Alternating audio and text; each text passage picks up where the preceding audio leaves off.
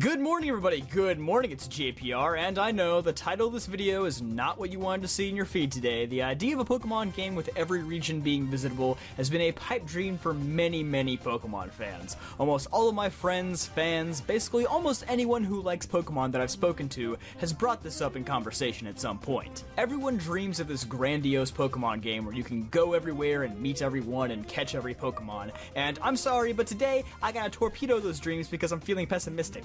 Well, actually, more realistic. Now, there are some videos on YouTube that discuss how a traditional Pokemon experience could be tweaked to have a playable Pokemon game in this format, and I think they bring up some very interesting ideas, and just as theory videos, I think they're great. This is not to bash people who have come up with these concepts, far from it actually. This is just my personal take on why I think Game Freak would never even consider doing it in the first place. So let's get into it. Point number 1, money. Let's get the obvious out of the way. Game Freak, Nintendo, and the Pokemon Company have this generational cycle down to a science. New Pokemon game comes out, then either an enhanced version, sequel, or DLC is added on. More often than not, there's a remake of a pre-existing older Pokemon game, and then they move on to the next generation.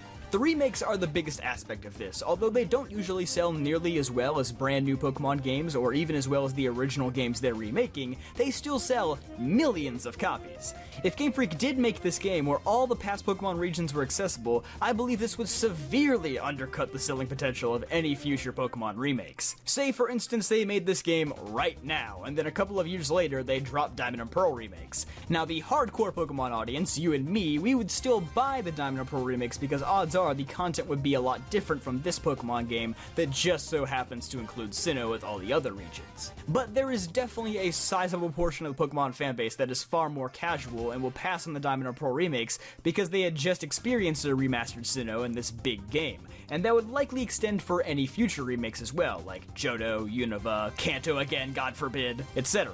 Also, there's no guarantee that this game would even sell amazingly well. A lot of people keep coming back for the new Pokemon content, so if the bulk of the game is just older regions, that doesn't mean a lot to any new fans that Game Freak is trying to target. They've already been nostalgia baiting back the old fans for years with Mega Evolving Kanto starters and Alolan Kanto Pokemon and Let's Go Pikachu and Eevee, but the fact is, you can only bring back so many of the old fans. Do you think that all 46 million people who bought the Gen 1 Pokemon games even own a Nintendo Switch? No, most of them have families and responsibilities and other things that I should have, but I don't, because I'm making Pokemon videos on YouTube. But the point is, they're not coming back for 8 Pokemon regions in one game, 7 of them that they have no attachment to.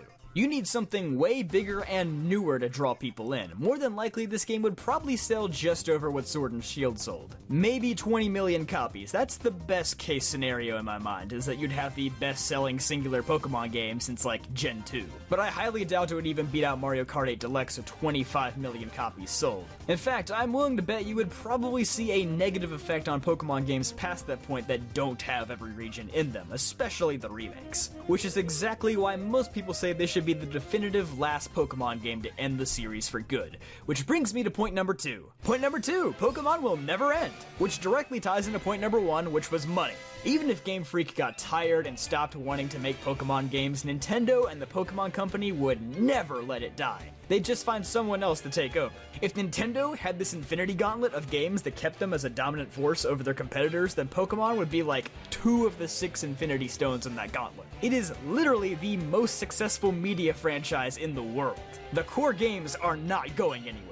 Also, people have been talking about Pokemon like it was about to end since like Gen 4. Oh, Arceus is the last Pokemon in the Dex and he's the Pokemon God. This has to be the last game.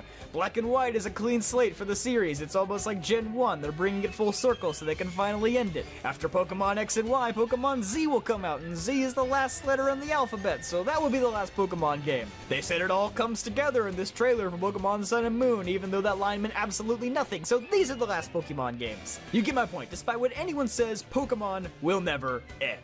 Pokemon will die when the sun dies. That's basically the only thing stopping it. So if they made this game where every Pokemon region was accessible, first of all, it would not be the last game, and all future Pokemon games would just feel underwhelming. Secondly, it would probably just get outdated in 3 years or less. Like, it's only the game with every Pokemon region until a new region comes out. Then it's the game that has every region except for the newest region. And you know dang well Game Freak isn't patching this because then how would they sell the new game? Point number 3, it's too big. In the videos where people talk about how the story can be adjusted to where you only fight one gym leader per region, or there's one universal evil team to fight, sure, that would mean they wouldn't have to overhaul the entire experience system or have the game be 150 hours long, but then what are you even doing with those regions? Like, would it really be fun for there to be only 1 or 2 trainers on every route in every region to keep the EXP balanced? I feel like so many locations would have to be stripped down or have elements removed that would just make the entire game feel so sluggish and boring. We already saw a glimpse of this when they added Kanto into the post-game of Gold and Silver. A ton of locations had to be removed or substantially shortened because they either served no purpose or the game was already too big. I'm talking about Viridian Forest, Mount Moon, Cerulean Cave, the Power Plant, Pokemon Tower, Cinnabar Island, the Safari Zone, Silphco. Even though Heart Gold and Soul Silver were able to restore a few of these locations, Kanto still felt way more barren than it did in the Kanto-centric games. And I feel like this issue would just apply to every region if they were all in one game.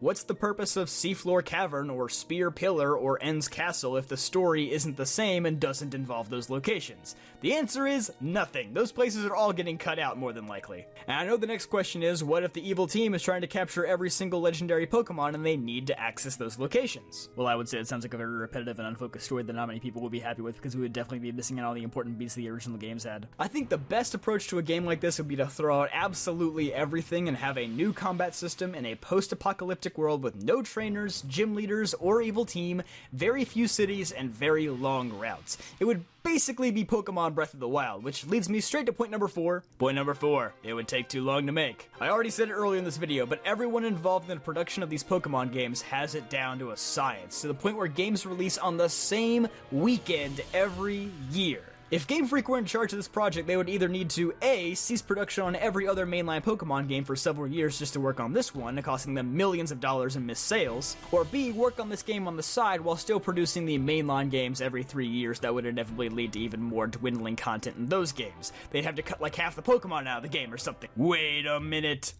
Nah, just kidding, it's still not happening. I guess a plausible third option would be to have a completely different studio develop this game while Game Freak continues to churn out the mainline games. That could explain the radical shift in gameplay with almost everything being overhauled like I mentioned earlier, but all the negative side effects of my first 3 points would still stand. It wouldn't be like Breath of the Wild where this seems to be the new normal going forward. It would more than likely just be a one-off game that makes every past and future Pokemon game look bad in comparison. Now believe me, I don't mean to sound like a Debbie Downer. Despite the numerous flaws this game would most likely face, it would probably still be heralded as one of the best Pokemon games ever for its sheer amount of content alone. It's completely understandable why the majority of fans would still want this game to happen. Even I would love it if it happened, and I'm the guy who just made this entire video discussing why it would either suck or be unrealistic. Truth be told, I think this was an actual possibility maybe like 10 years ago, back when there were only 4 regions and 500 Pokemon. I think it would have been completely understandable if they looked at Pokemon's declining popularity in the 2000s and they decided that instead of making generations 5 and 6 after Pokemon Platinum, they just take a few years to make a full 3D experience with all the regions and release it as one last hoorah on the Nintendo 3DS. And maybe they just remastered that one game every few years for some extra money. It still would have hurt Nintendo a lot, but I think that hole could have been filled easier then rather than now. But even then, that was probably never realistically considered. In the past few years, Pokemon has been back on the rise. Pokemon Go came out, the movies have been performing better at the Japanese box offices, there's a wave of new mobile applications coming, and even amidst the many controversies, Sword and Shield sold fantastically, which is why I think a task of this magnitude, bringing every Pokemon region together in one game and attempting to make it work, is just not worth it for any parties involved. I do not realistically see anyone wanting to shoulder this project. Also, a project this large is only going to get harder and harder to produce over time. I think it's already far past the point of being realistic. And this is regardless of anyone's opinions on Pokemon and the direction it's heading in. I know all sorts of people are going to want to fight on this video about Sword and Shield and the whole quantity versus quality thing.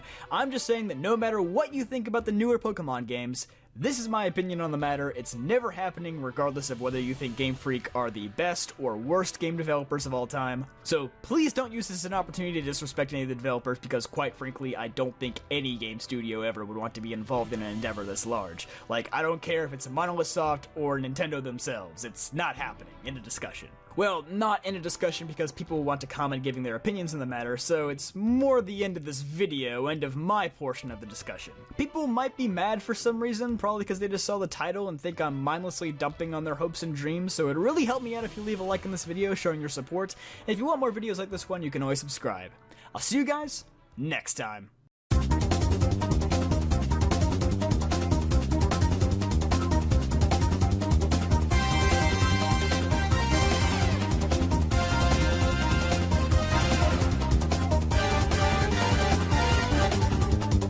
Thank you.